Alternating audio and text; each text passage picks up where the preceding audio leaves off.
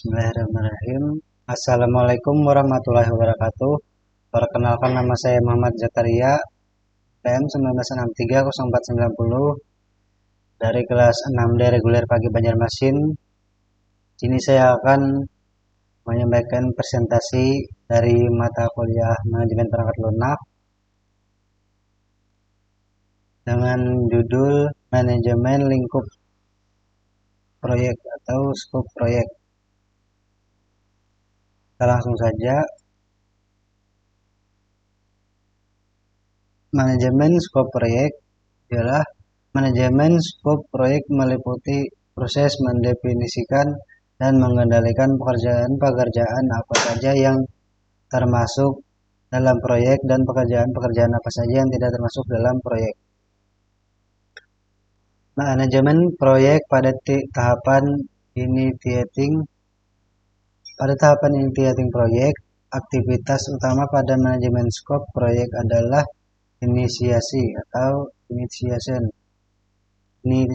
Inisiasi merupakan tahap permulaan proyek. Pada tahapan ini, baik tim proyek maupun stakeholder proyek harus mempunyai komitmen dan kesepakatan yang sama tentang proyek yang akan dikerjakan. Output dari tahapan ini berupa project charter atau bagan proyek yang merupakan dokumen utama identitas proyek sekaligus merupakan ringkasan proyek. Pada manajemen proyek pada tahapan initiating, proses inisiasi proyek meliputi identifikasi proyek-proyek potensial menggunakan metode yang realistis untuk memilih proyek mana yang akan dikerjakan. Kemudian dilanjutkan dengan pembuatan bagan proyek atau project charter. Inisiasi proyek diawali dengan memahami organisasi secara menyeluruh atau memahami perencanaan strategis organisasi dalam rangka menentukan jenis proyek. Secara ringkas, identifikasi proyek-proyek IT yang potensial dapat dilakukan secara sistematis melalui 4 langkah, yaitu yang pertama, perencanaan strategis teknologi informasi. Yang kedua, analisis area bisnis. Ketiga, perencanaan proyek. Dan yang keempat, alokasi sumber daya. Pada metode seleksi proyek, organisasi mengidentifikasikan beberapa proyek potensial sebagai bagian dari proses perencanaan strategis. Akan tetapi, daftar proyek potensial membutuhkan penjelasan lebih lanjut untuk dipilih proyek-proyek mana yang lebih menguntungkan.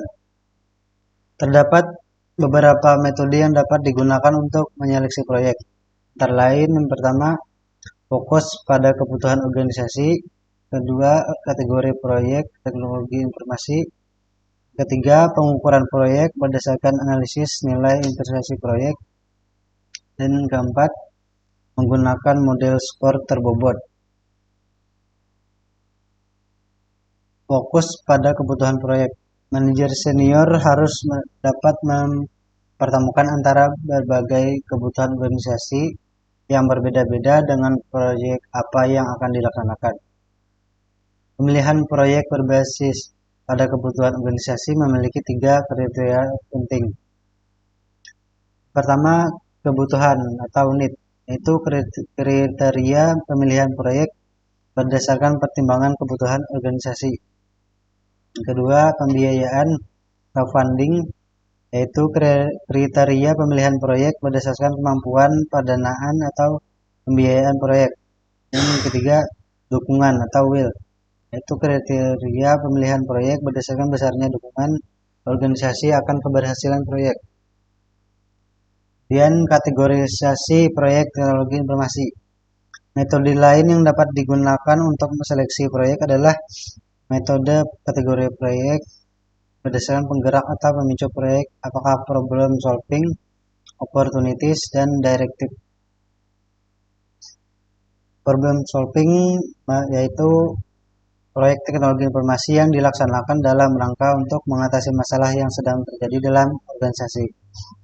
Dan opportunity, proyek teknologi informasi yang dilaksanakan oleh karena adanya kesempatan untuk meningkatkan atau memperbaiki kinerja organisasi. Kemudian direktif proyek teknologi informasi yang dilaksanakan atas dasar permintaan manajemen pemerintah atau pengaruh eksternal lainnya. Pada bagian proyek adalah output dari inisiasi proyek, merupakan dokumen yang secara formal menjelaskan keberadaan proyek serta arah sasaran hasil proyek. Diagram proyek minimal berisikan titel atau judul proyek dan tanggal otorisasi, nama manajer proyek dan kontak informasi. Kemudian statement scope proyek secara jelas, ringkasan pendekatan yang digunakan untuk mengelola proyek. Kemudian yang kelima, susunan personalia proyek dan job deskripsi. Keenam, tanda tangan persetujuan seluruh stakeholder utama proyek. Dan yang terakhir, komentar atau catatan penting. Pada manajemen scope pada tahapan planning, aktivitas manajemen scope pada tahap planning adalah perencanaan lingkup proyek dan pendefinisian lingkup proyek. Pada scope planning atau proses perencanaan skop proyek pada dasarnya merupakan proses untuk menyusun dokumen sebagai dasar penilaian proyek yang akan dilaksanakan, termasuk kriteria-kriteria yang ditetapkan apabila proyek atau fase dalam proyek telah diselesaikan. Jadi, dalam perencanaan skop ini, aktivitas yang dikerjakan adalah pertama, mendeskripsikan pekerjaan utama dari proyek untuk memberi batasan yang jelas antara pekerjaan mana yang termasuk dan mana yang tidak termasuk dalam proyek. Yang kedua, mendeskripsikan kriteria-kriteria yang harus dipenuhi untuk masing-masing pekerjaan dan rencana pengelolaan yang dilakukan untuk menjamin tercapainya kriteria tersebut. Kemudian pernyataan skop atau scope statement. Pernyataan skop adalah dokumen yang digunakan untuk mengembangkan dan menjelaskan tentang pemahaman tentang proyek-proyek. Pertama, justifikasi proyek. Yang kedua, deskripsi proyek. Yang ketiga, ringkasan pengadaan dan pelaksanaan proyek. Yang keempat, ringkasan pendekatan yang digunakan untuk mengelola proyek. Dan yang kelima, faktor-faktor keberhasilan proyek. Scope definition. Setelah perencanaan skop selesai, tahap pada manajemen proyek berikutnya adalah mendefinisikan lebih lanjut pekerjaan-pekerjaan apa yang dilakukan pada proyek dan kemudian merinci menjadi satuan-satuan pekerjaan. Manajemen pada tahap controlling. Pada tahap controlling, aktivitas manajemen skop berupa verifikasi skop dan kontrol perubahan skop, melakukan verifikasi atas skop proyek yang sudah dirumuskan dan meminimalkan perubahan skop merupakan pekerjaan yang tidak mudah pada proyek-proyek IT.